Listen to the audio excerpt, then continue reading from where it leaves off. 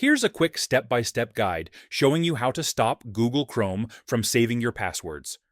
Start by opening the Google Chrome browser on your phone or computer. Tap the three dots in the top right corner, then select Settings. On desktop, the Settings page will open in a new tab. In the Settings menu, scroll down and tap Passwords or Password Manager. This is the section where Chrome stores and manages all your saved login information. Now find the setting labeled Offer to Save Passwords. Toggle this switch off. This stops Chrome from ever asking you to save a password again. If you also want Chrome to stop automatically logging you into websites, turn off Auto Sign In as well. With this disabled, Chrome won't fill passwords unless you manually choose them. If you want to delete passwords Chrome already saved, scroll down in the Password Manager.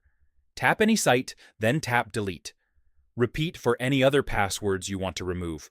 And that's it. You've successfully stopped Chrome from saving passwords going forward.